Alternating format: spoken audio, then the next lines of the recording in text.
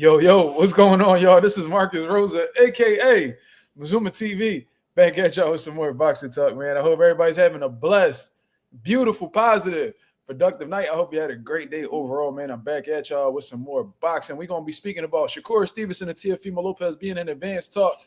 NAJI from JIGar talk, trying to save face. Then we're going to get into some open topics. You feel what I'm saying? Shout out to everybody that's in the building thus far. Y'all could go ahead and hit the like button. That'd be very much appreciated. Coffee Plant said, what's good, J. Cole? Fuck you. First of all, go fuck yourself. You over here trying to be funny. Shout out to the boy Coffee Plant, though. Shout out to everybody that's in the comments thus far. Forever dedicated. He said, Mazuma salute. How the vacation and how is the fam? The vacation was well. I could let you know what I mean. You want to speak on it? Me? Yeah. It was good. Yeah. Did you show them that thingy? Which one? Our picture? Nah, you could bring it to us and show us though. Oh yeah, look at our caricature. Look at the Asian woman with the cool. Look at his big head. Whatever. Anyways. We had a great time. That was a lot of fucking money too. See me spending money like a mother. Yo, listen, y'all. Remember this: no money, no honey. God damn, no money, no honey. If you ain't got no bread, man, don't stay your ass single, man. You feel me? Anyways, shout out to everybody. Forever dedicated. Simple boxing. Vacation went very well. Justin's talking about look exactly like you. Fuck you, Justin. Is that what we doing today? Y'all fucking with me?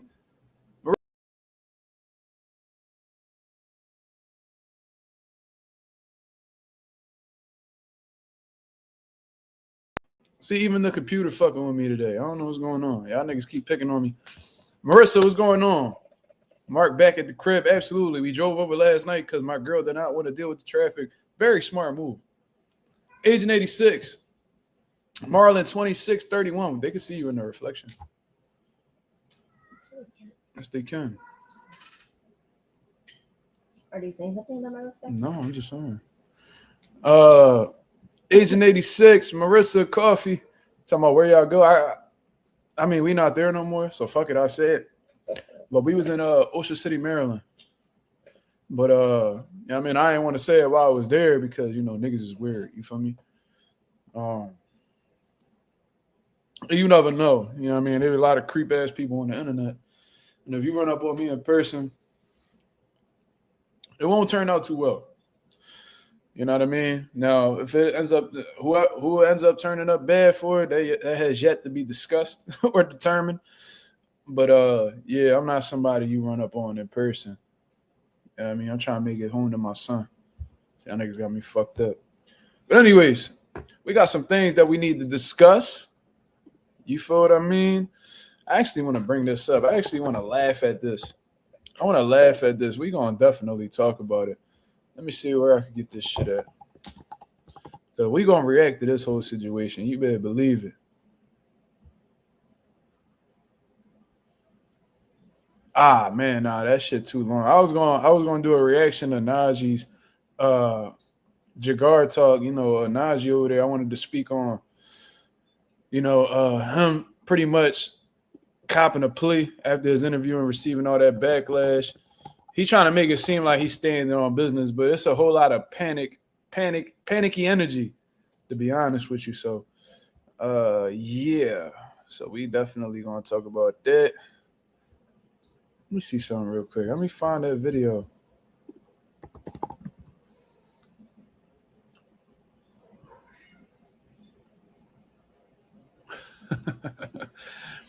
This dude, like, he swears he's intelligent. He's a fucking clown. So we gonna react to this video. You know what I mean? Mark looking like a new person for real. This nigga Ross says salute Mark Cole. Y'all niggas funny as shit today. Y'all motherfuckers funny as shit today in the chat. My beard coming back. You already see it coming back. Look at that shit. But you know what I mean? Let's talk about the good news. Stop staring at me. Cause they talking about my girl been staring at me ever since I cut my beard off. Like she don't recognize me or something. My son was already looking at me weird when I got off the chair. He was like, And I'm like, yeah, son, it's me. It's me, son. But let me see. Shakur Stevenson. Let's talk about the Shakur Stevenson and Teofimo Lopez news. Let's see. Where's the news at?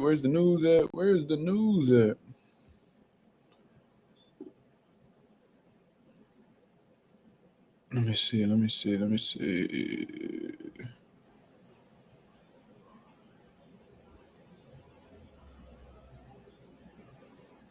Okay, so according to Boxing Scene, let me go ahead and share this for the people to see.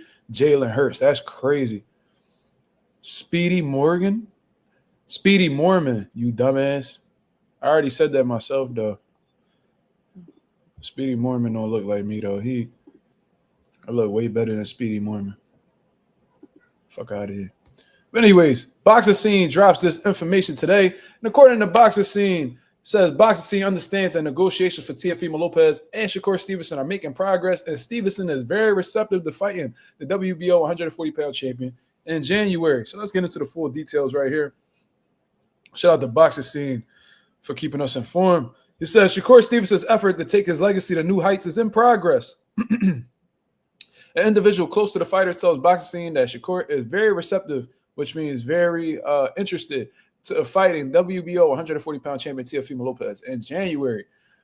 Shakur Stevenson has been agreeable to terms in a January date presented to him for a showdown with two-division champion Teofimo Lopez. Now, that's information that we already knew. I think that Shakur Stevenson is the type of guy to take these type of big fights. He wants to challenge himself. He wants the marquee names on his resume in order to take himself to the next level. You see what I mean? So I genuinely believe that is Shakur Stevenson at his core when it comes to this situation right here. I think he's going to be very agreeable to this fight. He's going to be very receptive to making this fight happen because he believes in his abilities to defeat Teofimo Lopez. And if you understand what Teofimo struggles with, you will see why Shakur Stevenson is so confident in taking this fight, even if it's at 140 pounds. When you can make a case that, Shakur Stevenson hasn't truly acclimated to 135 yet. But anyways, let me see. Has been agreeable to terms in the January date presented to him for a showdown for two-division champion Lopez by Saudi Arabia's Turki Al-Sheikh, said the representative. So I guess Teofimo, Turki Al-Sheikh, after Turki said he's not dealing with Teo no more, guess he lied about that as well. I guess Teofimo Lopez kissed his ass or something to get back in his good graces because he realized he wasn't going to get he's not going to get any type of money that he's looking for anywhere else at Turki Al-Sheikh. You feel me? Said who is unauthorized to speak publicly on this matter because negotiations are active. While Lopez is expressing mutual interest in the bout on social media, Stevenson and the Saudis are mindful of how he withdrew from talks earlier this year for a November showdown with unbeaten two-division champion Devin Haney despite being close to the finish line. So basically what they're saying right here is they believe in Shakur Stevenson in terms of wanting to make the fight happen, but they're mindful of Teofimo Lopez being a fucking fraud and not being too high on him accepting the fight because he's pulled out of fights previously. That's basically what they're saying in this situation right here. Let me see. The individual says Stevenson has verbally agreed to the deal, prompting Stevenson on social media to goad his fellow 28-year-old and former top-ranked stablemate Lopez to do the same. The bout will give Stevenson a chance to become a four-division champion. Yeah. Let me see. Stevenson has said it's his plan to defeat Lopez and then let his friend and fellow U.S. Olympic silver medalist Davis inherit the 140-pound title. So, listen, man, I've seen a lot of people giving Shakur Stevenson backlash for putting that out to the public as well, pretty much saying that he's going to beat Teofimo Lopez, take his title, and then vacate it for Keyshawn Davis to get. Am I necessarily surprised by this? No. I guess there's nothing that we could really do to really entice these two guys for fighting each other. They're just so hesitant on fighting each other for some reason, and they keep trying to push this family narrative. We all know in reality that's bullshit. They may have a really good relationship. They probably known each other since they was young, but Keyshawn Davis publicly disrespected Shakur Stevenson not too long ago. Trying to say that, call these niggas girls and all types of shit. Shakur Stevenson never really responded to him publicly or anything like that. back when Shakur and Hitchens was, pretty much showing each other love or mutual respect on social media, Keyshawn pretty much said, "Oh, y'all niggas acting like girls," or some shit like that. So I don't know. I don't really understand this whole friendship situation. I can't really call it, but yeah, I mean, if they both gonna be on that type of time, then I'm not even going to take the time to really acknowledge that fight ever happening. Keyshawn ain't put a name on it, bro. He directly responded. He directly responded to Hitchens' tweet that mentioned Shakur Stevenson. So it was like, who else would he be talking about? He ain't have to put a name on it. If he's responding to Richardson Hitchens' tweet, and in that tweet that Hitchens put out and mentioned Shakur Stevenson's name, and he said, "Y'all niggas acting like girls." I forgot exactly what he said. He's talking about the both of them because they were the only two people mentioned on the tweet. So he didn't have to put a name on it. It was addressed directly to them two. Keyshawn ain't stupid. He ain't slow. You know what I mean? Winston Sanders, shout out to Winston Sanders. He asked a great question. He said, "So what about his Keyshawn move to activate a fight with Teo? I've been seeing." Well, Boxing Scene actually mentions it in the article. So it says right here. Hold on. Damn, it's not even showing it. I thought I was sharing the screen. Hold on. Let me turn this off then. Let me stop sharing this. I thought I was reading the article for y'all to see. Let me pull it up. So this is it right here. And at the end it says, earlier this week, the WBO moved to ensure Lopez remains active by receiving recent WBO lightweight champion Keyshawn Davis's petition to become the top-ranked challenger to Lopez. So it seems like that's a pending situation right now. I don't know if the WBO is going to grant Keyshawn Davis, like they're going to grant him to be the number one contender for Teofimo Lopez's belt. You know what I mean? Pretty much ensuring him to be the mandatory for the title. I think that's still a pending thing. But, you know what I mean? While it's pending, I guess Shakur Stevenson can make the fight happen before they mandate it. And, you know what I mean? That mandatory will pretty much be on pause or whatever the case is. I don't know. I think that's what the WBO is waiting for, to be honest with you. I think they're waiting to see if Shakur and Teo is going to fight each other. If that falls through, maybe they'll just shoot that opportunity right over to Keyshawn and then they'll get the fight in. I highly doubt Teofimo Lopez fights Keyshawn Davis. I think the motherfucker will end up vacating or moving up to 47 before he fights Keyshawn.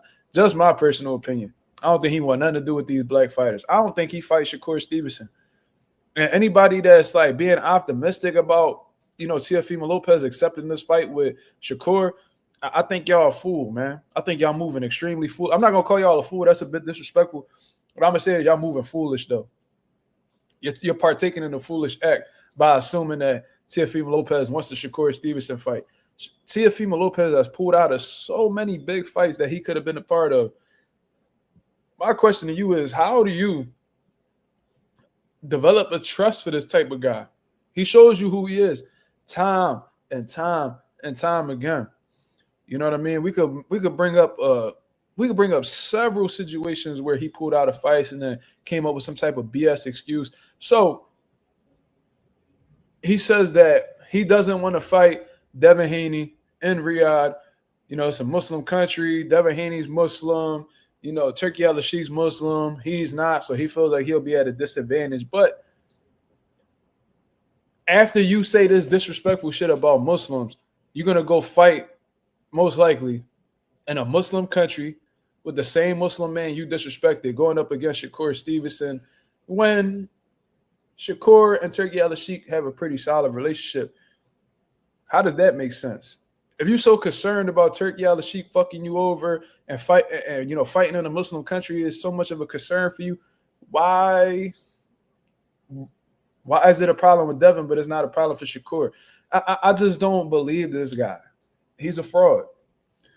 You know what I mean? So until this fight gets announced, I never seen Teo pull out of a fight while it was like inked, official, ready to go. But it seems like whenever it gets close to sign the dotted line, Teo finds a way out.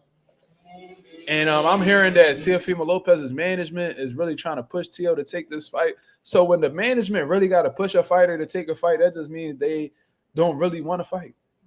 If your management has to push you into pretty much convincing you to take a fight, that just goes to show that nigga don't want to fight for real.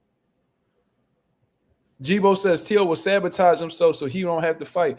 I mean, he did it performable, so why wouldn't he do it now, Jibo? You made a brilliant statement there, brother.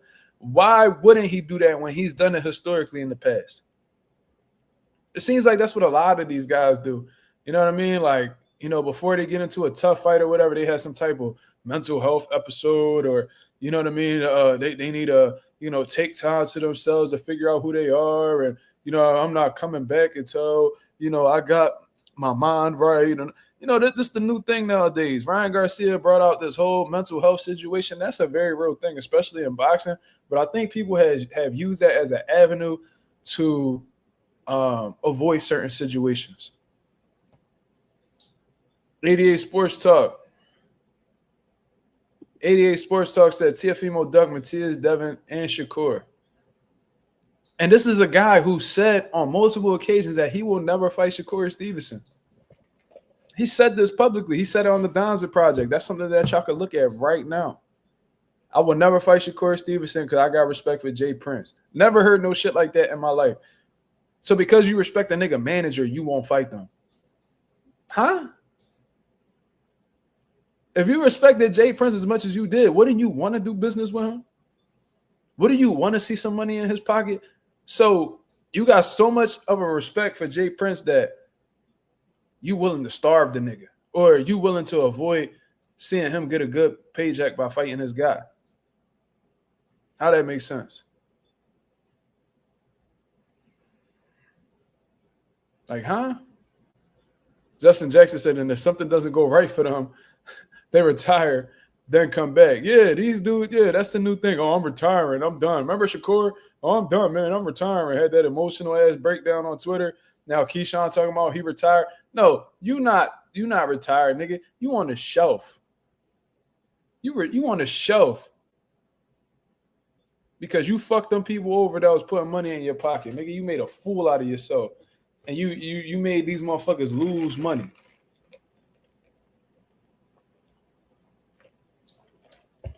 Had these niggas set up a fight in your hometown. You had all these Virginia legends in the building, Michael Vick, Allen Iverson, just for you to, you know, pretty much laugh and make a joke out of missing weight. You in the motherfucking stands, watching your brother get his ass whooped by a Philly nigga. You over here laughing, eating popcorn, making a scene behind the stage. Like, you deserve to sit your ass down for a year. Don't blame it on your mental health or none of that shit, nigga. Blame that shit on you being unprofessional, not business-like for somebody who called himself the businessman. You feel what I'm saying? Like, just, you know what I mean? Don't disregard the facts. That's all I'm saying. And I just seen Shakur Stevenson. He on a rant on social media today, pretty much talking about how, let's actually address that. Let's address that. Let's address that. What Shakur said, because he addressed the media. So I actually want to get into that.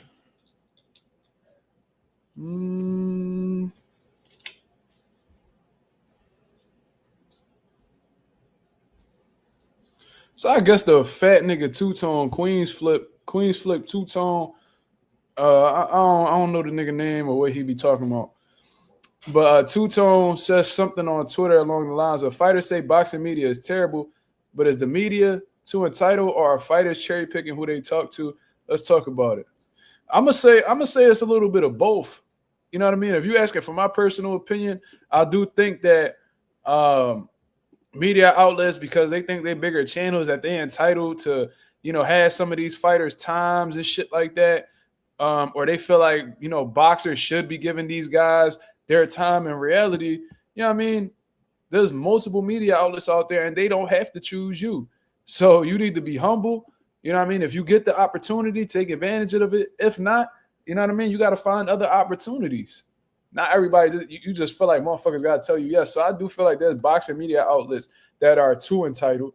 And then there are fighters who cherry pick who they talk to. That's a fact. And I feel like as a fighter, media obligations is required, in my opinion, you know, for promotional reasons and, you know, and things of that nature. But they also do have a right in who they could choose to talk to. You know, all athletes do that, to be honest with you. So I think it's a little bit of both. But trying to force fighters to talk to media outlets that they don't fuck with, that's kind of weird. Because me personally, if I don't fuck with a media outlet, I'm not going to talk to them. If I feel like they, you know what I mean, they don't give me if they're not objective with how the way they speak on me, or I feel like they genuinely don't like me, why would I bring my presence over there?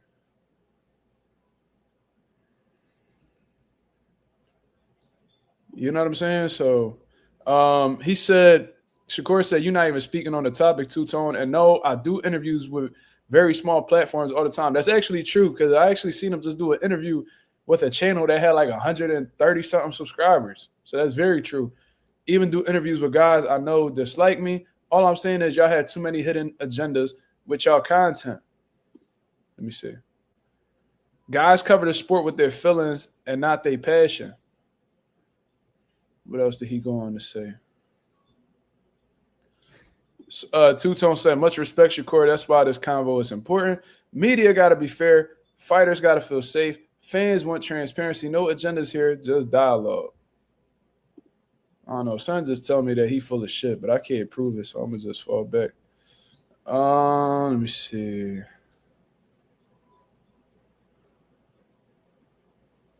I don't know. I guess that's just how Shakur feel.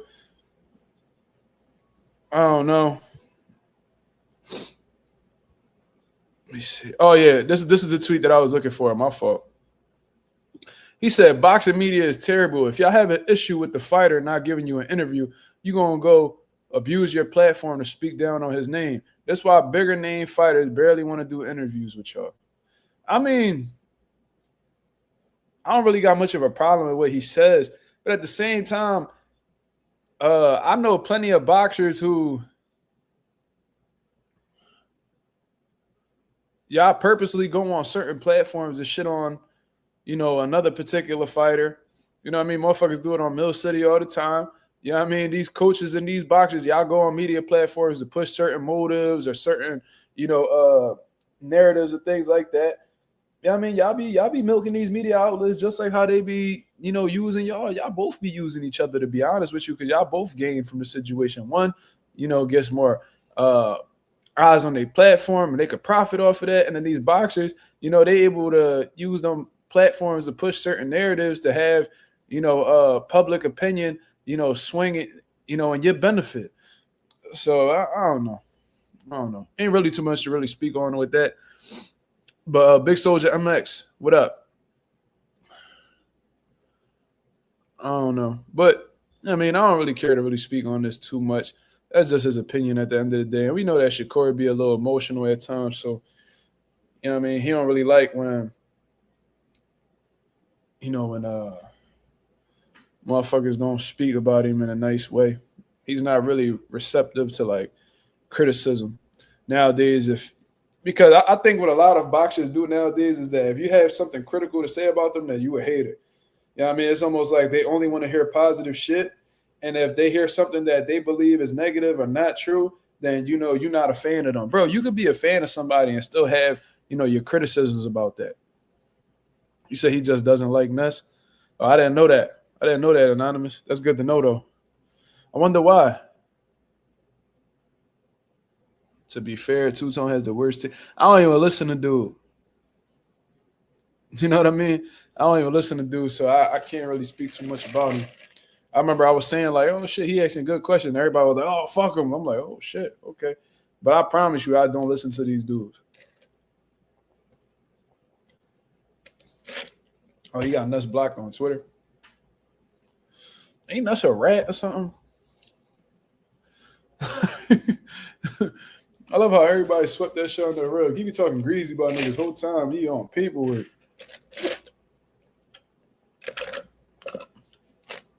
I mean, I don't know. That's messy. I ain't gonna get into that too much. So we're gonna move on from this situation. Shout out to everybody that's in the building. Shout out to the 30 people. Shout out to the 30 people in the chat. Showing mad love, man. We about to get into this NAJI from Jagar talk.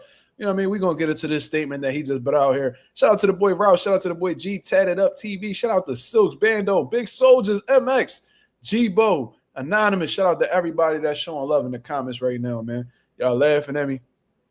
I must be a goofy, huh? Where Coffee playing at? He in the building? I don't see him talking. Are you at, Coffee? I usually don't see him. I mean, he probably fell asleep or something. Southwest Dice, what up? J Cash in the building, what up? My boy Coffee playing. I ain't seen him never go this long without typing. It's crazy. Said Ness is a hater in the red. I remember when Eddie Hearn bodyguard squirted water in his face. He acted like he was gonna do something. He didn't do shit. I was like, oh yeah, I was like, yeah, he just be talking a big game, but he don't be on nothing. I'll tell you what, I don't know about that situation two ways. That motherfucking bodyguard would have sprayed water on me. I either would have fell and act like he did something to my eyes and sued them niggas, or we'd have been rumbling in that motherfucker. Eddie Hearn was like, yeah, go do something about it. This nigga ain't do shit. I was like, wow. Yeah, Coffee, quiet. What's going on with Coffee? Anyways, I mean, probably talking to some hoes. Don't forgot about his mans and shit. Coffee one of them niggas. But anyways, let's actually share this video right here. This is from the almighty JIGar talk. Let's see what he has to say, because he's been receiving a lashing on social media, justifiably so. And he's attempting to plead his case as to why he felt like it was okay for him to be shucking and jiving in that recent Ryan Garcia interview. Like I said on the live that I put out most recently, I did not watch the interview. I refused to watch it, but I did get a few phone calls, and they was pretty much summing it up for me. And I got some text messages as well, but apparently it was exactly what I thought it was. Thomas Hill, what up? Wait, is that Thomas Hill the pro, or is that Thomas Hill just like a regular, YouTuber? It's interesting. JIGar. AJ Bodyguard did that. Yeah, I remember that shit. Squirted that shit right in his face. Wow. Oh, the fan. Oh, all right. Shout out to Thomas Hill, regardless. I don't got fans, though. I got subs. You know what I mean? I don't got fans. I ain't nobody that had fans. You feel me? Blunt Sports, what up? But from what I heard, he was playing it real friendly with Ryan the whole time. You know what I mean? He was trying to make it seem like, oh, he addressed Ryan Garcia, made him explain himself, and they had that conversation and all that. So he was trying to lead people to believe that, you know what I mean, it wasn't like this friendly interview that he was, you know what I mean, he got these answers up out of Ryan. Nah, not at all. From what I heard. You know what I'm saying? Apparently he was being real nice and friendly. Like I knew you would be, because you one of them type niggas. You don't stand on any type of business. You're not pressing nobody. You're not asking no tough questions. And whenever you bring up the tough questions, you water it down in a way that, you know what I mean, it won't offend nobody. You just one of them type dudes. You don't be wanting no smoke. You ain't got no man in you. And that's what let me know that you put your brand above, you put your brand first before being a black man. And that's what really bothered me more than anything. The fact that you gave not only a drug cheat, but a bona fide racist towards your people a platform to benefit from is absolutely outrageous, disgusting. And I had people telling me, oh, that's my man's talking about now. I said, bro, if that's your man's, you need to go have a talk with him.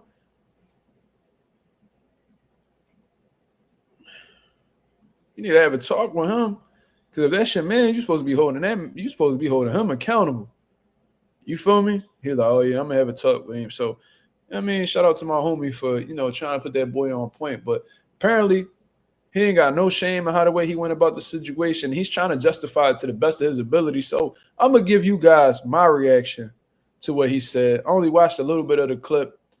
You know what I mean? The only reason why I had caught on to it because I seen people quoting it on Twitter and was absolutely frying them. So let's hear what this coon got to say about, his thought process going into this. Like notion from fighters. There's a notion. I think that there is this like notion from fighters. There's a notion from fighters that They feel like because and they only do it to black media. Let's talk. They don't do that to everybody. They only do it to the black media outlets.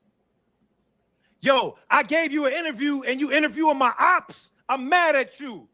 Naj, that's messed up. When all the white media interviews your ops, it's fine.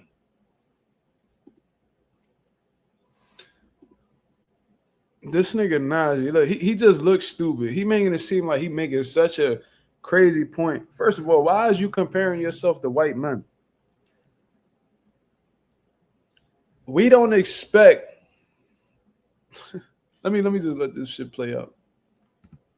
But when it's the black media, you gotta pigeonhole them into you can't do this. We not doing that. We're not doing that. You're gonna treat my platform with the same respect that you treat those other platforms. That's what it is. Because I'm a black media, now I gotta be held to a standard where you pigeonhole me and put me in I'm a street media. Now my ops is your ops now. No, y'all don't do that to the. So Najee's saying that Ryan Garcia is not his ops, and treat him how the way you treat white media outlets, because what you're doing by not allowing him to be a coon, by not allowing Najee to be a sellout and a coon, y'all marginalizing him. If this don't tell you that he don't give a fuck about being a black man or caring for black people or standing up for black people, I don't know what would. This nigga's literally telling you. And he's completely ignoring the fact that he brought a racist on his platform.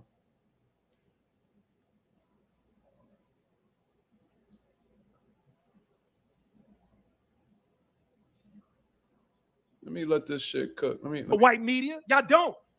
And it's not right. I'm talking to the fighters. That's not right. So Najee, why don't you tell me what's right then? Since you want to talk about being fair and what's right and all that shit, you tell me what's right about bringing somebody on a platform that has who's clearly vented his hatred towards black people. And you are a black man. You just said that you're a black man. You just consider your outlet a black media outlet. This man has came out publicly and blame it on the liquor. When we all know that all liquor do is just release what you've already had on your mind, what you've been suppressing for however long.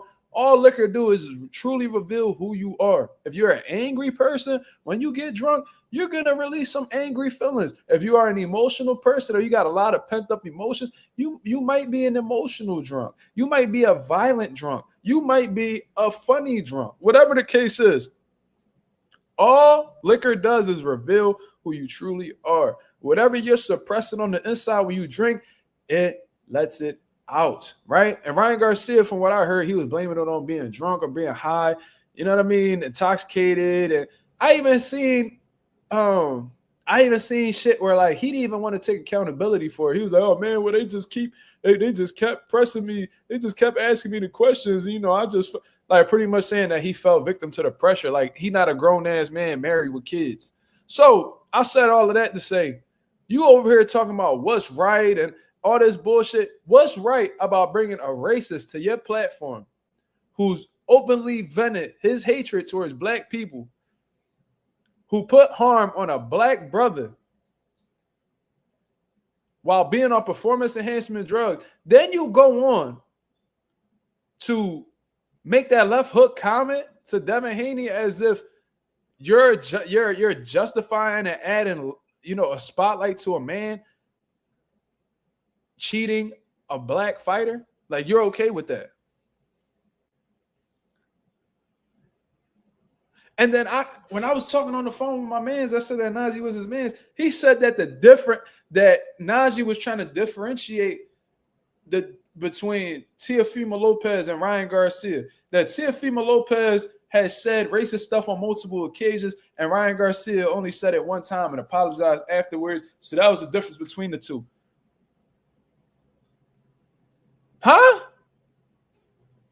How about not saying it in the fucking first place? Fuck who said it multiple times. Fuck who only said it once. Why did you say it at all?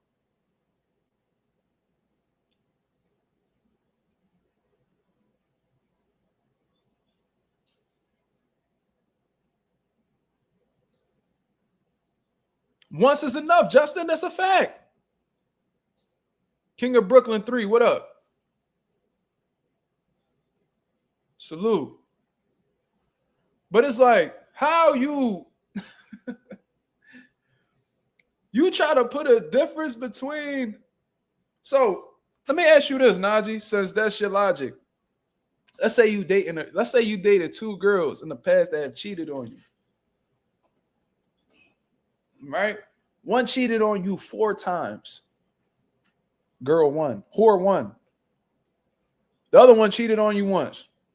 Are you going to forgive the one girl because she only cheated 1 time and you just going to crucify the one that cheated on you 4 times instead? Guess what, Najee? Regardless of who did more cheating, they're both whores. They're both whores. You see what I'm saying? So it literally makes no fucking sense for you to try to differentiate these two. They're in the same boat, regardless of how many times they did it. If one girl cheat on you 1 time and another one cheat on you 4 times, I don't give a fuck who did more than the other. They still thoughts. Ladif Connor, he says he'll take his girl back if she cheats once. I mean, based off of his logic, yeah. Oh, he only did it once and he apologized, so it's okay with me. Okay, so Najee, if a girl cheats on you 1 time and she go fuck your mans, are you gonna forgive her because she only did it 1 time, or are you gonna acknowledge that she's a whore and go about your day, Najee?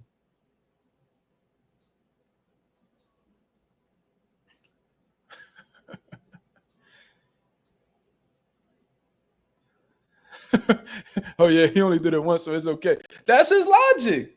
That's his logic. So now he's trying to make it seem like he's being he's pretty much like, oh, why is everybody pressing me? They're only pressing me because I'm a black media outlet. They don't ever press the white media outlets because we know that white media outlets ain't never been for us, you dumbass nigga. Why the fuck would we put standards on the white people? Them motherfuckers ain't doing. They are oppressors. The fuck we expect that? We wouldn't expect nothing less out of them. We wouldn't give a fuck. They wouldn't give a fuck to stand up for us because they not us. You dumbass nigga. The fuck is you talking about? You supposed to be for us because you one of us. You had you the one who set the precedent with Teofimo. You the one who was out here talking about, yo, man, the way you move and blah, blah, blah. Come on, man, this cigar talk, man. We don't allow that over here. Come on, man. And everybody like, oh, Najee a stand-up nigga. So we thinking you gonna keep that energy the same for everybody else. Whole time, that shit ain't apply to Ryan.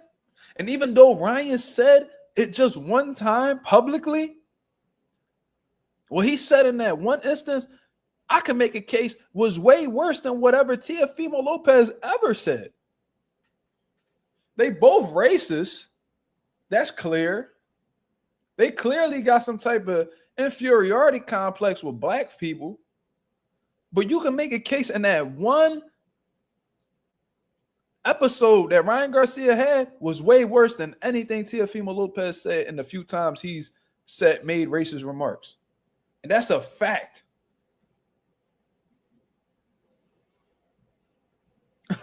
Slime tripping. So when I'm hearing this like his justification, this dude is totally disconnected. I see why you got as far as you did in the music industry. You will do whatever to get the brand, to get a brand where it need to go. You got no morals whatsoever. You do not stand on any type of business. You will let a motherfucker walk all over you as long as you got a check. We should have peeped this shit back when fucking Gervonta Davis was disrespecting you, nigga, calling you all types of bitches and dick riders. And you like, oh man, let's get an interview. He's like, man, fuck you, bitch. He's like, so is that a no? Where your man at, nigga? Where your heart at?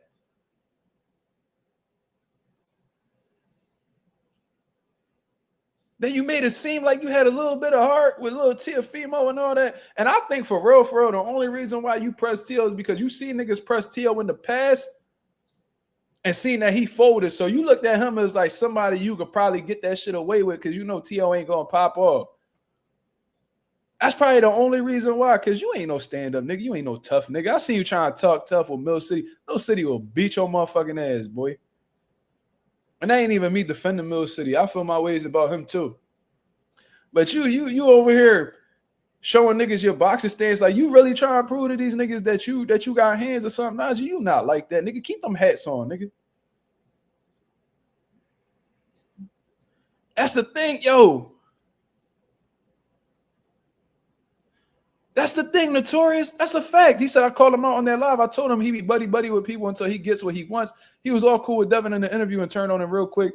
He responds, it's business.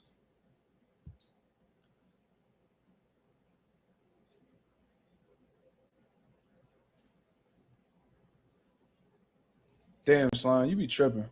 My fault, y'all. I'm getting caught up in the comments. Slime is wilding. This nigga is like in rare form right now.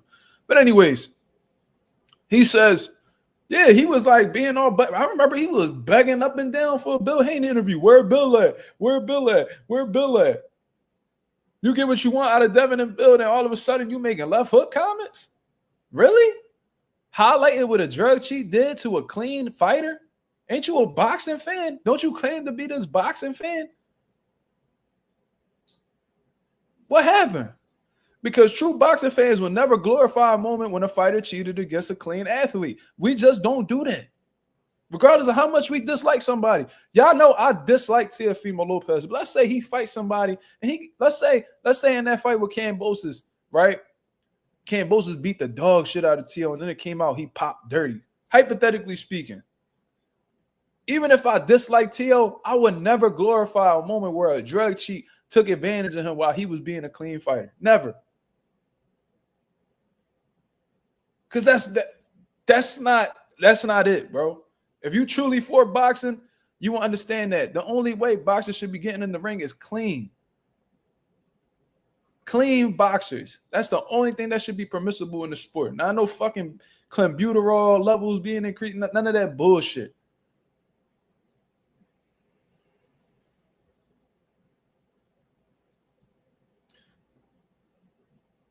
Tego, come on, Tego.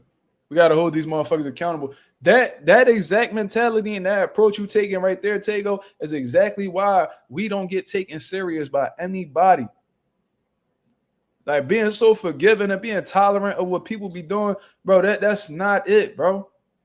And I don't even know what he talking about because I've spoken on many media outlets interviewing motherfuckers that's racist and giving them a platform. I done been said that, but like I said, it ain't white people's responsibility to stand up for us when motherfuckers being racist towards us, bro. That's up to our own people because we the ones who being assaulted at the end of the day. They don't give a fuck about us. They don't give a fuck about us. Whatever our problem, they don't give a fuck about our problems. That's something that we got to figure out on our own. So as black people, we got to step the motherfuckers who's being racist towards us. Why the fuck is we giving them a platform? You don't like my kind? Let me give you some recognition so your stock can continue to climb and give you some type of clout, give you some type of attention. Why are you rewarding people for being hateful towards you? He said Tego says we got to take ourselves serious first, for real. So expecting respect from others is delusional. Okay, so what in the step, Tego, based off of that first comment you made right there, shouldn't NAJI had done that? Because what he's showing me in this whole situation is that he don't take us serious. He don't take himself serious. So that point you made right there, we got to take ourselves serious first, for real. I agree. So based off of that first comment you made right there, do you feel like NAJI took himself serious? By allowing not Tego, we can't do that. You can't be making excuses. He a grown ass man, bro. We all learning on the job, bro. We all learning on the job. This life. When you going through life, you learning every day, brother. That's inexcusable. What I'm saying, I know he was a hip hop executive. I've been addressed that, Tego. I've been addressed that. I'm very aware of that. But you know what's one thing? He a grown ass man, bro. You know what he should understand? Morals, integrity. That's something that he should have been learned right now. Now, if you want to sit and tell these people that he delayed some way somehow, you know what I mean? That's just, it is what it is. But you're saying we got to take ourselves serious first for real. I agree with that. That's a great statement. Tego. Ain't Najee part of we? Or is he not?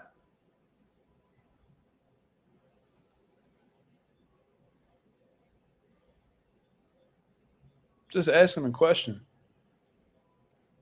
Great point. But don't that apply to Najee? We can't be sitting here and making excuses for why, no, he should know. With zero experience in boxing and journalism or whatever the case is, he should know that if he's been following boxing, how he claims this is a racist. He said hateful things towards me and my people. I know that he doesn't like my kind. Right? So, based off of that, does he deserve any recognition from my platform? It's very hard to find a reason to say yes in that situation. Unless you're not for your people how you claim to be. Or you put your brand and your money over your integrity.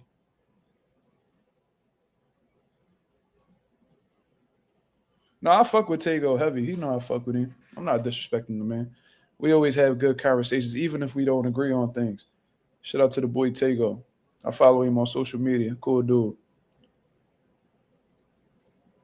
Big Soldier said, morals means nothing to a real sellout. Hey, man. And look, I give my brothers the benefit of the doubt all the time. But some shit, bro, it's inexcusable. Especially when you a grown man. You know what I mean? Like, if you make a mistake, you know what I mean? Like, if you had like a bad reaction or something, and you know what I mean? Like, motherfuckers fuck up. I fuck up every day, yo. But there's some shit that don't need context.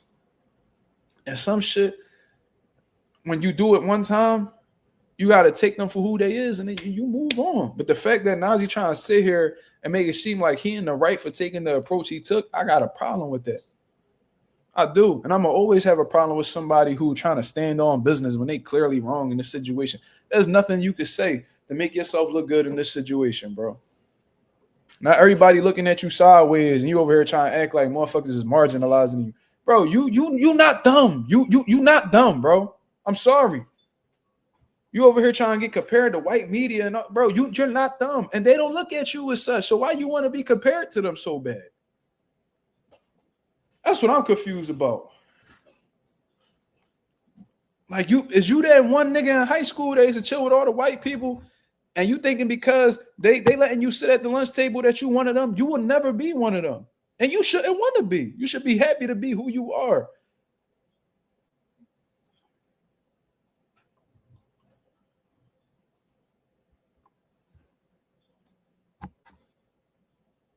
You should be happy with who you are, bro. That's a lot of great people that look just like you. You come from a rich culture, man. You should know that. You in the music industry. Look at what your own people created. When in the music industry, that in itself should make you prideful of who you are. But the way you going about it in this situation, bro, you do anything. I can just tell you one of them niggas that throw everything away for $1 or for some exposure to get to the next level. Tego said, I also feel like he cut the line because he uses hip-hop platform to capitalize on a wide-open boxing media algorithm. So it's for sure going to be some bad moves made. Well, I agree with you in that first statement right there. And that's why I went out my way to call him a culture vulture, because he didn't start. You know what I mean? He like I said, he made a name for himself. You know, being in the music industry, he seen a loophole that was, you know, there in boxing, and he took advantage of it. He didn't start from the very bottom and, you know, talk boxing and, you know what I mean, built this platform up little by little, you know what I mean, being all about no, he didn't. No, his foundation wasn't boxing. So if you just see a wide open lane when you coming from a whole different area, and your intentions from the very beginning wasn't to uplift boxing, you know, it's hard for me to take you serious. It's almost like a celebrity trainer in boxing. You feel me? They ain't never built no fighters from the ground up. They ain't never been in them gyms and had a develop a good amateur program or not. No, they just came into the game. They found their way in. They found their way in the game. You know what I mean? Pretty much came under somebody else's shadow, and just started training these celebrity fighters out of nowhere, and they getting all this credit and all this exposure when they ain't do the groundwork like everybody else.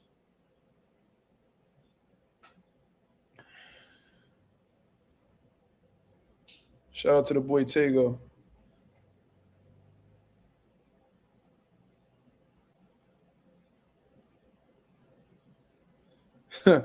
Thomas Hill said, trying to roll with the narrative like punches to get people to come around seeing things his way with a perceived certainty. Yeah, like you could try, like I said, you could try to sell that bullshit, but we ain't selling it, bro. Like we not falling for that bullshit. J Cash said, Black Americans created damn near every genre of modern music we enjoy. Vendors, if things basic to things that save lives, like the traffic light or LASIK eye surgery, Black folks raw. I wish he saw things how you did, because maybe if he did, he wouldn't even encourage having somebody like Brian on his channel. Shout out to J Cash.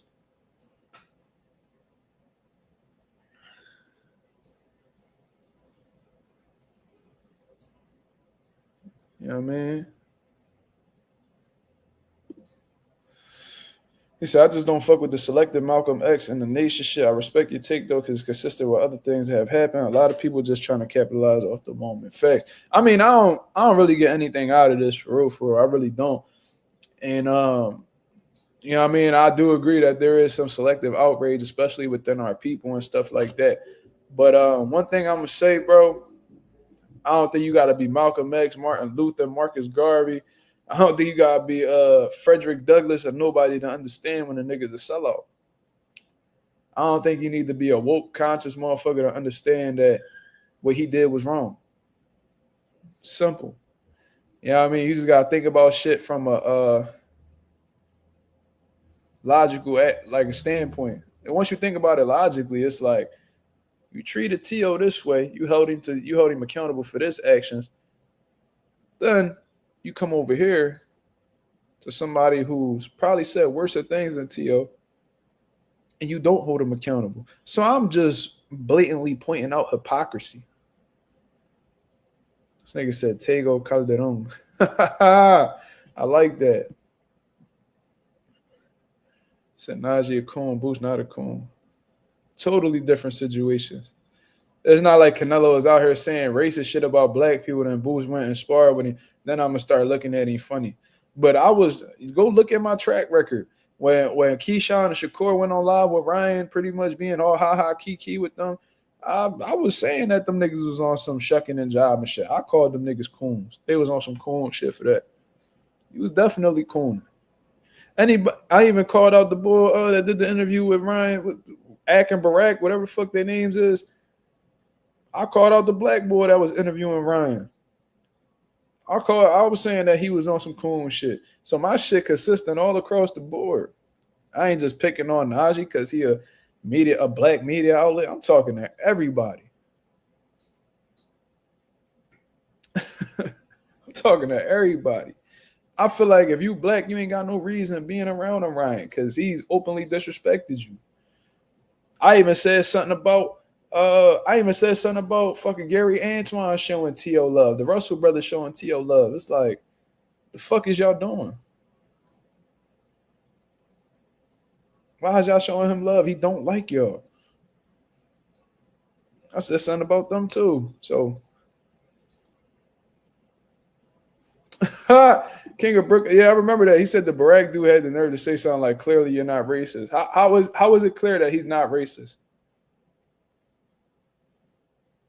How was that clear? No, you want him to not be a racist because you know what it is. Motherfuckers be knowing that they going about things wrong, so to make themselves feel better, they tap into something called delusion.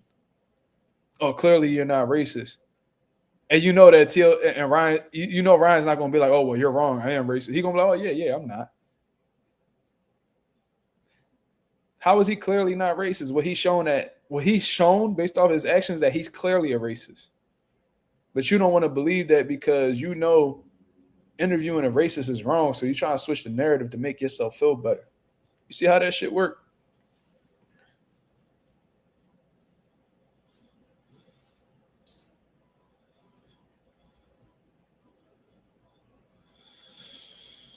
Hey man, it is what it is. Shout out to the boy Jago, Tego Calderon, Lee Jackson. What up?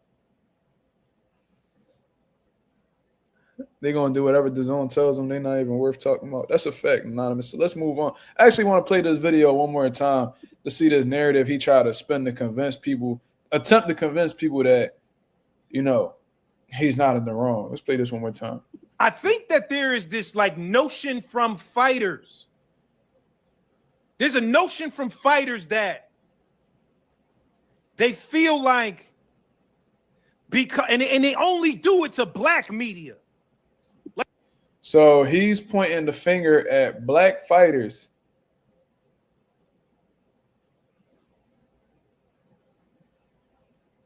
Let's talk.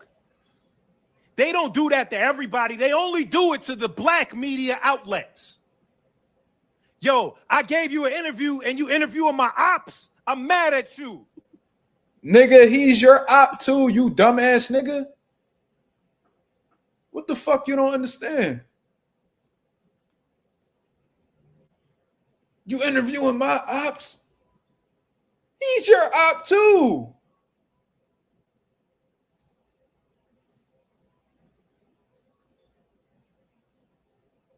Look at this nigga. Look how he look in the John. Nigga look like Bill Cosby.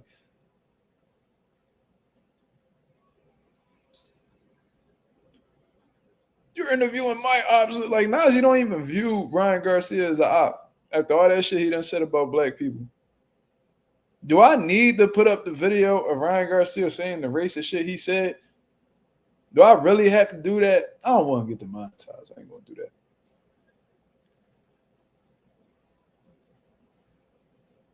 But the fact that you making it seem like Ryan Garcia is, you know, like Devin Haney's op and not your op, when he disrespected both of you guys equally, that's insane.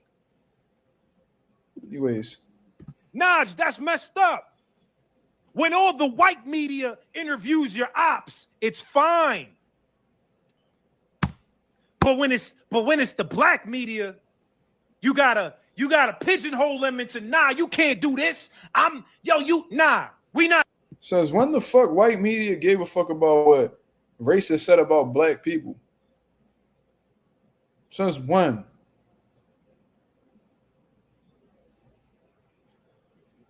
Since when is it white media outlets' responsibility to hold people accountable for being racist towards black people? It's not. That's our job. That's what you fail to understand. You stupid LeBron James hairline having ass nigga. Not doing that. We're not doing that. You're gonna treat my platform with the same respect that you treat those other platforms. How about no, dickhead? How about no? How about we don't give you any respect because you a coon, nigga? Fuck is you talking about? How the fuck you gonna demand respect, nigga? You ain't showing us none. How the fuck that work? Imagine that shit. Y'all remember growing up when they be like, oh, like an old head disrespects you and shit because you a kid, but you say something back to them, oh, you gotta respect your elders. I ain't respecting shit. Them motherfuckers ain't respecting me. The fuck I look like? You over here trying to demand respect. First of all, you gotta put some more bass in your voice, nigga. Ain't nobody feeling your energy, cuz you sound like a cold bitch. Ain't nobody feeling none of that shit you talking about. You gonna give us respect, nigga? We ain't gonna give you a motherfucking thing. You fucking bona fide coon ass nigga. How about no?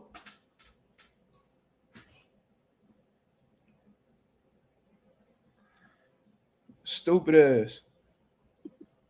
You gonna give me the same respect that you give to white folks? Shut up, nigga. You had your opportunity and you lost to being a sellout, nigga. That's what it is. Because I'm a black media, now I gotta be held to a standard where you pigeonhole me and put me in I'm a street media. Ain't nobody ever call you street media because you not a street nigga, you square ass nigga. Look how the way you holding your hands and how the way you hollering on that mic, nigga. And don't nothing about you scream street. Look at you. We trying to pigeonhole you because you black media. No, nigga, you're a black person, so we expect you to stand up for black people because that's what the fuck our people do for each other. At least accountable, at least stand up, motherfuckers. Rafah, shut the fuck up. Packing. Talking about why I'm hating on cigar talk. Nigga, shut up, nigga. Tell the nigga come do something about it. Somebody do the honors and pack this nigga, please. Shout out to Slime. Shout out to Agent 86. Nigga completely missing the point. Like I said, talking about, oh, we trying to marginalize black media. Man, you gonna give me the respect that you give these white people. You gonna give these respect that we give these white people. Shut up, man. Shut the fuck up. Motherfuckers gotta earn respect around here.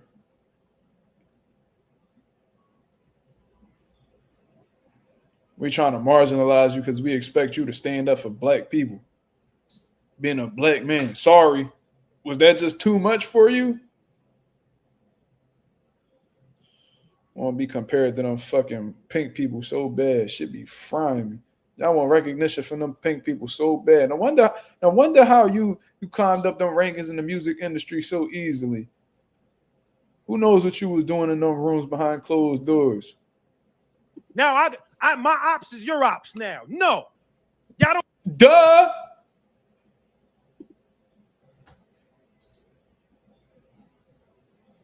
Yes. Our ops is your ops because he's targeting you just like how he targeting us. You dumbass nigga. Your ops is not my ops. He's calling you a nigga, not me.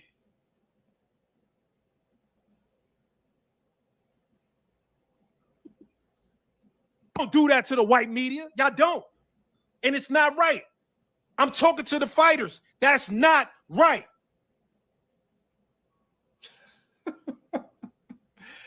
Oh, man.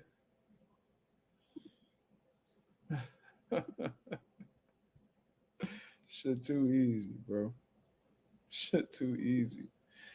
So, he's super corny. And I always thought the nigga was corny, but like I said, as a brother, I gave him the benefit of the doubt because, with his interviews and stuff like that, he was pushing the boxing culture forward.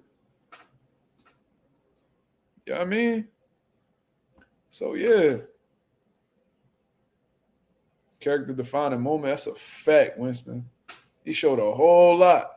And that one action he did. And his, people going, as brothers and sisters, man, we tend to forgive and move on from the situation, even if motherfuckers ain't apologized to us. So he probably faced a backlash for a couple days or a week or so. That motherfucker's gonna be right back on his channel, supporting and showing love and acting like nothing happened. But me, even if he puts out some fire interviews and shit like that, bro, I can't tap in with a motherfucker knowing how they move behind closed doors. I just can't. I can't. You know what I mean? Like if somebody send me a clip or whatever, I'll watch it just out of respect for whoever, keeping me informed. But for the most part, bro, I ain't going out of my way to watch any of his shit. I already unsubscribed to the nigga. He probably unsubscribed to me by now. He used to be in my comments. You feel me? Trying to see what I'm talking about. Probably trying to steal some takes or whatever the case is. But yeah, man, shit crazy. So yeah, I mean, we pretty much done with that. Unless y'all got any type of questions or something y'all want to elaborate on. We getting into some open topics now, man. I appreciate everybody that stood patient with the lives while I was on vacation. It was a good one. To be honest with you, I had a great time. Great atmosphere, man. Very, very family oriented. The only thing I wish I had was my son. I wish I would have brought my son with me. I know he really too young to remember like these things, but it's more for my sake. You know what I mean? I feel like a lot of parents just do like they refrain from doing things with their kids because they will remember and stuff like that. But me personally, you know what I mean, my memory is important to me too. And you know what I mean, I love to share those moments with my son, but unfortunately, just wasn't my weekend. And you know, it was cool to just have some one-on-one time with my girl. Great, you know, moment. But man, I can't wait. I can't wait to have my son with me, you know, all the time. Shout out to the boy King of Brooklyn 3 with the $5 super chat. He said, crazy, because if I play devil's advocate, Tio was on some subliminal shit when he could say that you could say he ain't mean that. Ryan's statements was clear as day. Facts. Like he was like, oh, Nijas or whatever. He's like, that means king. You know, Niggas means king. Like we knew what Tio was trying to say, but he was trying to be like subliminal with it. Then he was doing like, where the liquor at? Where the and they're saying the N-word, but acting like he's saying where the liquor at. You feel what I mean? So he did like a lot of indirect shit and, you know, trying to be subliminal. Ryan just came out and straight up just started going off, saying some of the most hateful shit that you could say, saying that he's a part of a domestic terrorist organization that, you know, was responsible for lynching, you know, unaliving many African-American people throughout their years. They still are active to this day. They have their own hotline that you could call.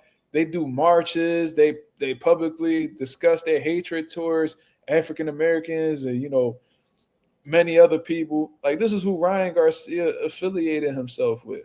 This is who he compared himself to.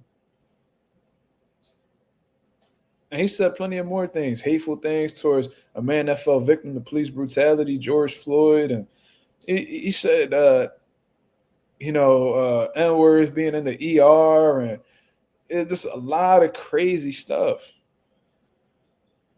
You know what I'm saying?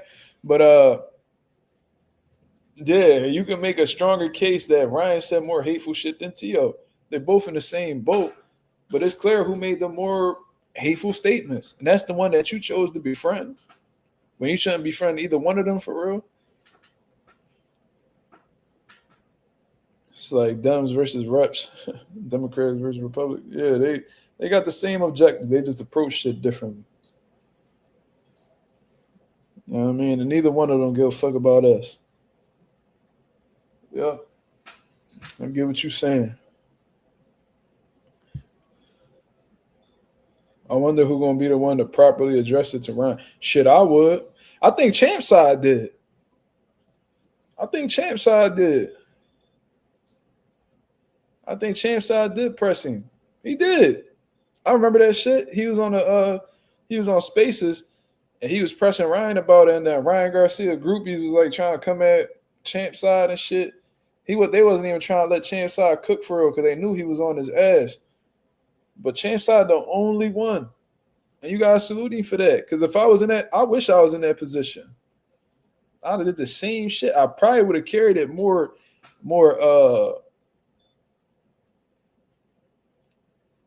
I probably would have carried that shit more like confrontational than that. But you could go look at that. Champ Side press Ryan off rip as soon as he had the opportunity. And of course, you know, Ryan couldn't answer shit straight. You know what I mean? He had his groupies in there like, man, get this guy over here, man. Man, because Champ Side was low-key making them niggas feel uncomfortable. You know what I mean? So that's the only one. But I wish I was in that position. I swear to God, I'd have got at him. Big Soldier said Mel told NAJI he paid for interviews. He probably do. I wouldn't doubt it. I mean, don't he got money? I remember that nigga was saying he was going to put the bread together to make Greg Hackett and Southpaw fight. Like, I remember he said he was going to put the bread up, fly them niggas out and all that shit ain't cheap. He probably got a couple of dollars. And coming from the music industry and he a music executive, them niggas get paid well. So I wouldn't doubt that he paying fighters. That's probably the only reason why they doing interviews with him, because he cut a check for their time. So it's a great move on their part. You know what I mean? But shout out to King of Brooklyn 3 with the $5 super chat, man. My father from Brooklyn too. So shout out to my Brooklyn peoples. Fight View, what up? Let's see.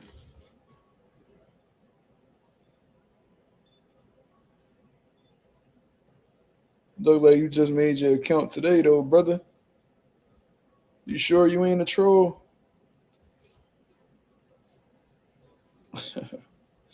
But all right, y'all. Let's get into some open topics, man. What's on the people's mind? What y'all want to talk about before we get up out of here? We got 39 people in the building. I mean, we've been in here for an hour and some change. You feel me? So, I mean, let me know what y'all want to talk about. What's on the people's mind? What's on the people's mind? Let me know. You said no, sir. Okay, we'll see.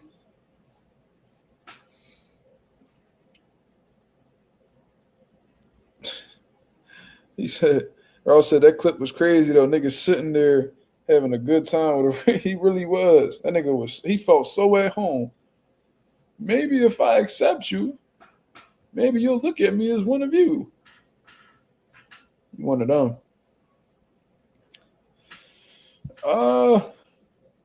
Marissa says, do you think Boots knocks out Lima? And if so, what round? That's actually a great question, Marissa. So from what I've seen with Lima, look like the type of dude who,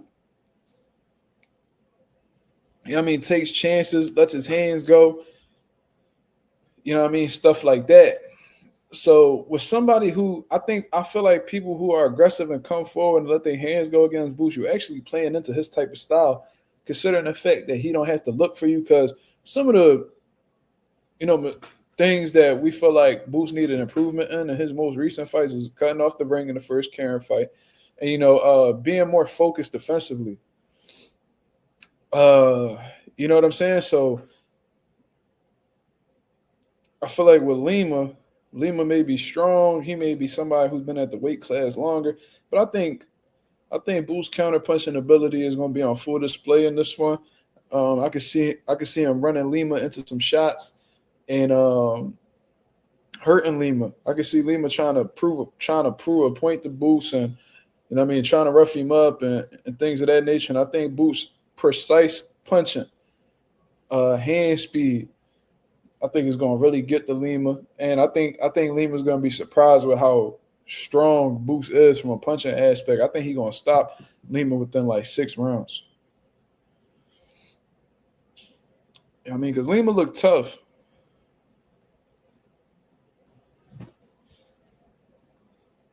If Worley versus Parker happens, that's going to be a tough fight for Parker. Yeah, Fabio is strong as fuck. I'm surprised that Parker is actually, you know, taking that fight, to be honest with you. I don't know if it's because Usyk out with an injury right now, so he, you know, cooling, and Joseph just trying to stay active. But, you know what I mean? Like, if I'm Parker, I'm not about to take no Fabio Wardley fight. You know what I mean? When I know I could possibly get an undisputed fight next year. You know, Fabio might be somebody who could fuck your money up if you slipping. But, you know, if he beats Fabio, that just makes his case stronger for, you know, being the guy to fight for undisputed, or having that last, you know, being the one to have, you know, Usyk's farewell fight. You know what I'm saying? An opportunity to defeat Usyk on his way out. You know what I'm saying? So I think Joseph Parker is deserving of the shot now. But if he beats Fabio, that'll make him even more a stronger candidate. You know, gives him a stronger case to actually get that opportunity. You know what I mean? And I think Joseph Parker has the experience. I think he has the boxing ability necessary to, you know, defeat Fabio. But you can't get reckless with somebody like him. You know what I'm saying? You got to be on point. You know, I like his chances, but I mean, he get caught slipping or whatever the case is, shit could go downhill real quick. We know this is the heavyweight division. You know what motherfuckers bring to the table. A good combination or a good shot that Joseph don't see, and yeah, I mean, them tables could turn quick.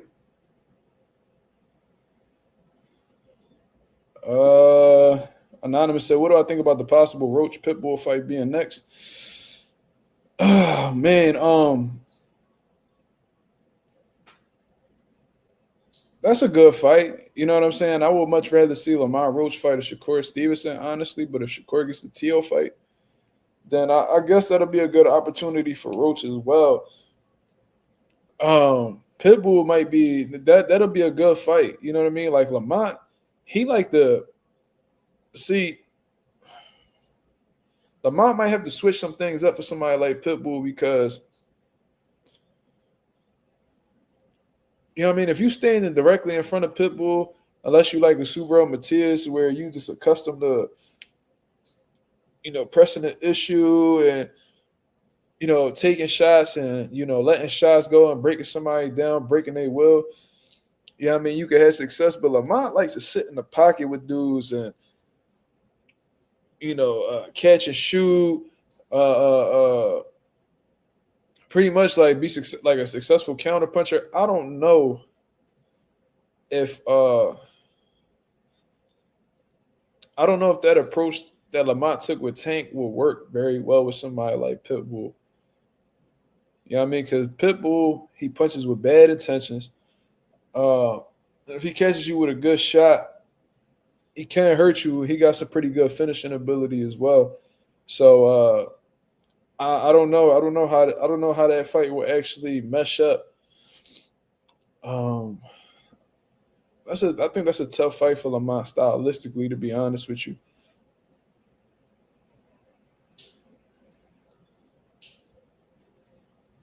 Canelo versus Crawford. I spoke about that shit a million times, brother. I'm pretty much just waiting for this fight to come along, but you know what I mean? Just to like, you know what I mean? To abbreviate things, I guess you would say. I think it's going to come down to how the way Crawford adjusts to the weight class, how the way he prepared. How's his feet going to be? You know, how's his punch resistance going to be? How is his punching power going to be? How is his reflexes going to be? Because, you know, you put on that additional weight, it could slow some things down. It's all going to come down to how the way, you know, Crawford is acclimated to the division. I heard Bomac said that we should have been at 168 a long time ago. I think that was a bit of a reach, but it let me know how confident they are and how the way Bud prepared for this fight. So we'll see. I'm rooting for Terrence Crawford. I think Terrence Crawford may actually pull this fight off. I do think that Canelo is slowing down. He does seem to be getting older, and I think that if Crawford's going to catch him slipping at any time, it's now.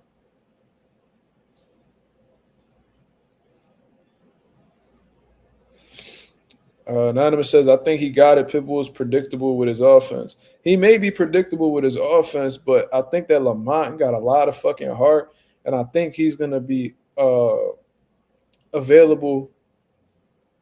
I think he's going to be available for Pitbull's offense. Because I think that Lamont, he likes to punch in between guys' shots. And what I like to call those things is like 50-50 exchanges. And I could see Pitbull having some success offensively if Lamont plants his feet and tries to punch in between Isak's punches. Now, if he's able to, you know, shoot them short shots in between Isak's wide punches, you know what I mean, he might have success throughout the fight. But I think to really, like, there's a blueprint there to beat Pitbull. You know what I mean? You got to use some mobility. You know what I mean? Pot shotting, whatever the case is. You know, check hooking. You know what I mean? Just stay mobile. You know what I mean? Get your punches and get out of the way. And whenever he's throwing big shit, you know what I mean? Just take yourself out of range, roll underneath the shots. You know, catch the shots and counter off. I mean, you got to do little shit like that. Like, you got to use your brain when you find somebody like Isak. I feel like when you're sitting in the pocket trying to, you know, go tit for tat with him, all you're doing is playing to his advantage. You know what I mean? So if you want to beat Isak, you gotta take away the only thing he's good at, which is, banging. Going toe to toe. If you wanna take that fight away from him, you gotta use some mobility. You know what I mean? Keep a good jab in front of him when he lunges in for a shot or whatever. Make him miss, make him pay. Keep turning him. You know what I mean? Use your angles to keep his feet resetting. As long as his feet is resetting, he's not going to be in position to punch. Because Isak not that type dude who could actually move and punch at the same time. He's very, very limited as a fighter. But if you give him that one avenue for his style to be successful, he may find some room to be successful, to win the fight or at least win some rounds. So I think it's all about how the way Lamont approaches the fight. But I just know that Lamont got a shit ton of heart. And I think after this Gervonta fight, he's probably very confident in his ability to take a shot. So he might get a little bold in there with Pitbull and feel like he could go toe-to-toe with him. And that's not the fight that he should really be taking, to be honest with you. In terms of like his approach stylistically, that's not the style that he should be, Because I'm a firm believer in whatever somebody's like strength is, take it away from him. I don't know if Lamont Roach's cojones is going to allow him to, be okay with being on the back foot and shit like that. You saw Boots has a trading card with Tops. Send me that link, Marissa. Does he really? Let me see.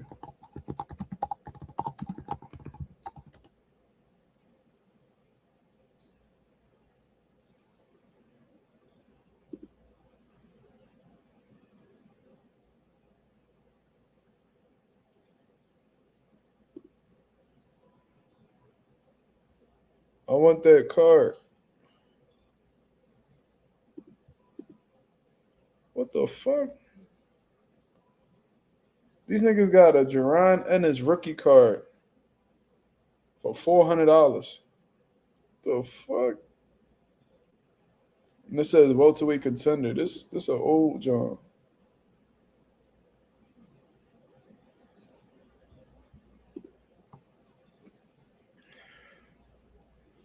Tank is harder than Pitbull though. I mean, ain't no way for us to really know that.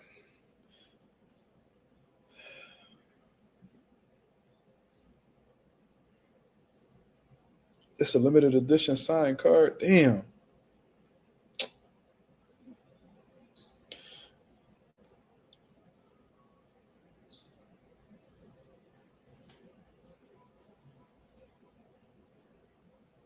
King of Brooklyn, hold on. Let me address these comments one at a time. I'm excited for Abdullah next fight. I'm going to just be sad if he's not fighting 3-4 times a year no more. Bro was starting to make him. Yeah, I actually agree with you. I think that it's going to definitely suck if he wins the world title where he only fighting twice a year. But, hey, man, that's the type of things that we got to deal with. Somebody transcends from being a contender to a world champion. You know what I mean? That's just what comes with the game, unfortunately. And, hopefully with the two fights a year that he'll most likely be fighting moving forward, if he beats Sam Noakes, hopefully there'll be big, exciting fights that all the fans could come together and enjoy. Let's see. Yeah, Sarah Ali says, who you got, Brian or Dev? What type of fight we going to see? I got Devin Haney. Defeating Brian Norman Jr. I think that Devin Haney has the skills necessary to really neutralize a style like Brian Norman. I think his foot speed is going to be too much. I think that his athleticism may be too much. I think that his world-class jab may give Norman a lot of problems. I think that his experience is significantly, how can I say this?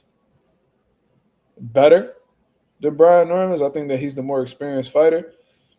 And I think all of those things, together is going to be the reason why Devin Haney comes out victorious. Brian Norman has never fought on a world level, in my opinion. I do think that although he is a world champion, he's an extremely green world champion. We've seen this guy struggle with dudes who don't really have the tools that Devin Haney has, and if they do have those tools, it's just not on the same level as Devin. So I think that Brian Norman's going to have a tough time, catching up with Devin Haney. I think that he's going to have a hard time getting past Devin Haney's jab. I think he's going to be surprised with Devin Haney's speed and things of that nature. I think that they're solely banking on their power to get the job done against Dev. But it's like if he's a constant moving target like he was in the Jose Ramirez fight, I just don't see how Brian Norman gets the job done. Didn't bro get dropped against? He got dropped against Boca Chica. I don't know if he got dropped against Randall.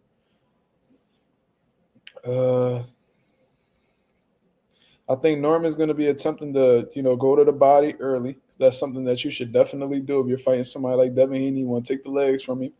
I think he got to come in behind a solid jab. He got to close that gap, and once he's able to get on the inside, man, he's going to have to beat on Devin. Punch his arms, punch his shoulders. Take a page out of Canelo Alvarez's book. You want to wear him down. You want to make him feel uncomfortable in there. Once you're able to make Devin Haney a sitting duck, that's when you can start, getting your shots off and putting those punches, putting them combinations together. And, if he hits Devin Haney enough, he could definitely stop him. You know what I'm saying? Brian Norman has very heavy hands. He seems very strong. I'm aware that Ramirez is no Norman Jr. You know what I mean? He actually accomplished more than Norman, to be honest with you. But at this particular point in his career, Norman may be the more dangerous fighter. I think Ramirez is a little bit past it. But, Jose Ramirez is actually a unified champion in his division. So, we're going to have to put some respect on Jose Ramirez's name. And he lost to, at his peak, he lost to the top 140 in the world at the time, Josh Taylor. So, you know what I mean? We can make a case that as of right now, Norman ain't no Jose Ramirez because he ain't accomplished what Jose Ramirez accomplished. You feel what I'm saying? But as of right now, who's more dangerous? Brian Norman Jr. I think Jose Ramirez's best years are behind him. But anyways, yeah, you're right. Norman and Ramirez are not the same right now. But I do think that Devin Haney could cause both of these guys the same problem, and that's, catching up. You know what I mean? If your feet, although Brian Norman seems to have footwork and stuff like that, he showed it. One thing that may be true is he might have footwork, but does he have the foot speed necessary to catch up to Devin Haney while he's utilizing his movement in the ring? That's a question we're gonna have to see get answered. You know what I mean, on the 22nd. I don't know. I keep hearing Brian Norman Sr. saying this ain't gonna be as difficult of a fight as Jaron Ennis, and this ain't a tough fight at all. And you know what I mean? So there could be ways in which they probably being realistic in their own eyes. In their own minds, but it sounds like a bit of underestimation to me. So I don't know. We'll see. Maybe they know something we don't know. If Brian Norman beats Devin Haney, his stock goes through the roof. If not, people gonna say that he was overrated. He was a weak champion, and we'll see.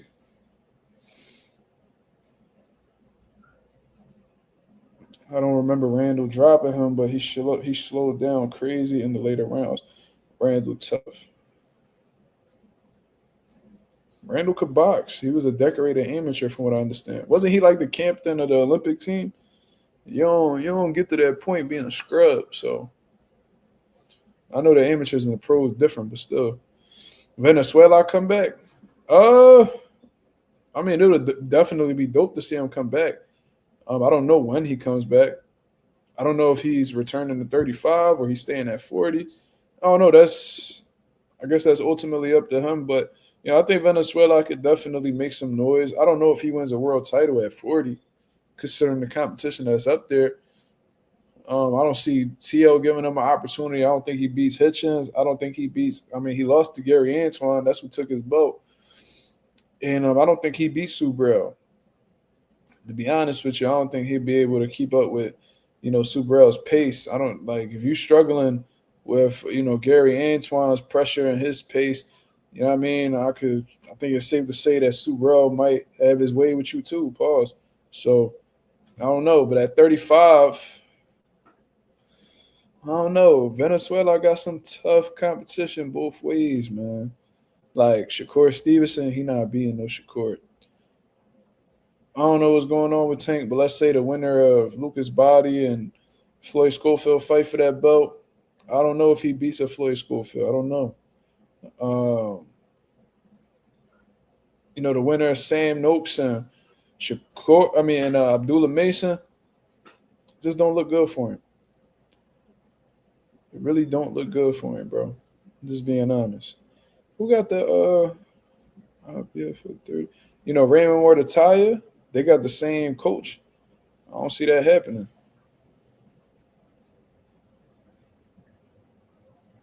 What?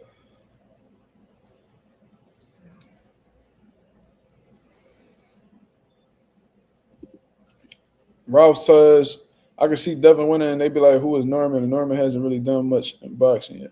I can see them taking that approach. Oh, well, he was only this old and he wasn't a real champion. I could see them doing that.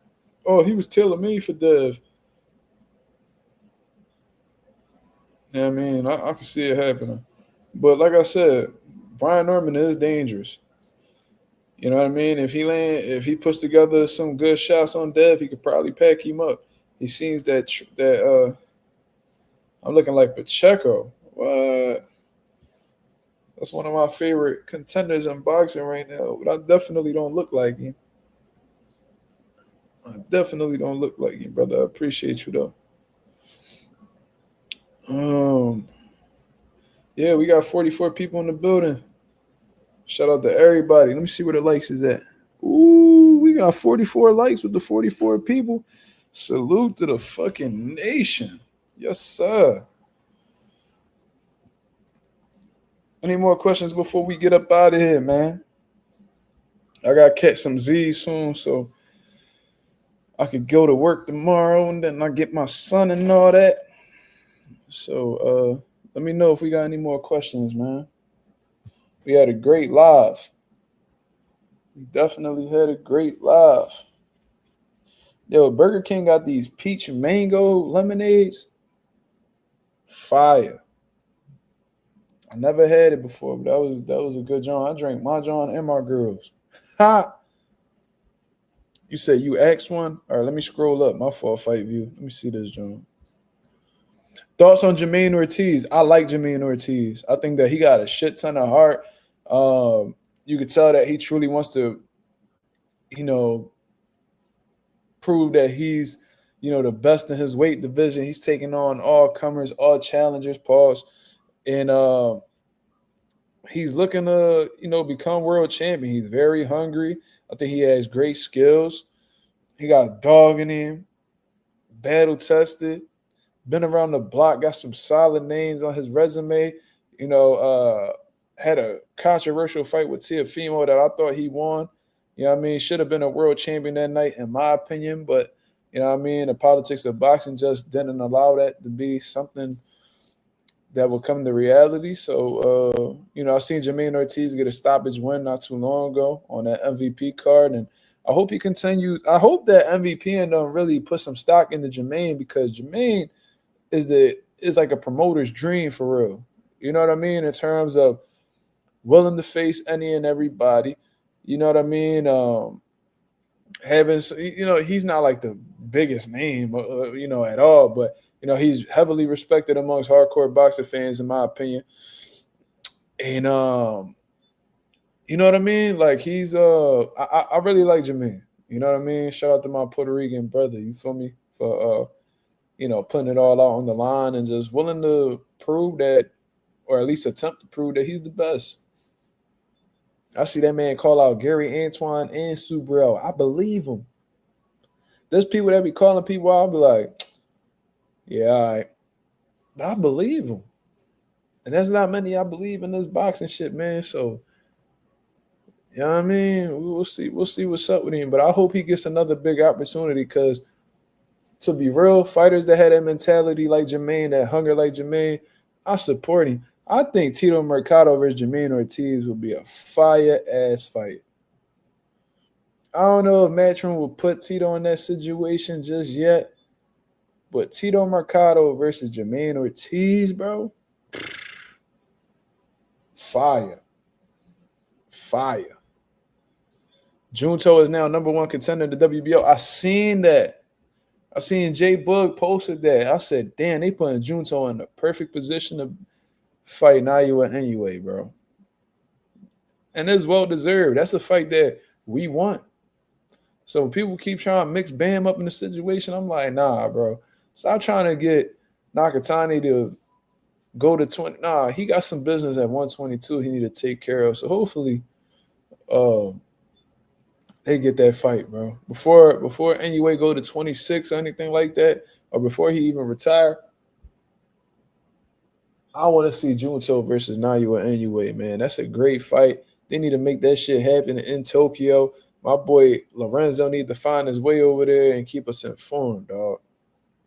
Keep us informed. We need to see that shit.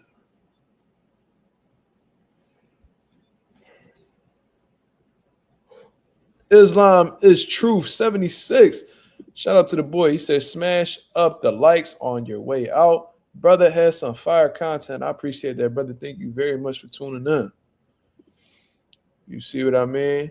They chicken fries are good. That's a fact, 88. You know what you talking about. My girl had bought two of them Jones. Two of them Jones up the Jones. It ain't staying no chance. That fight got to happen in 2026, early 2026, for real, for real. At least first quarter between January to March. You know what I mean? If y'all got to push it back to May, fuck it. But I need to see that shit.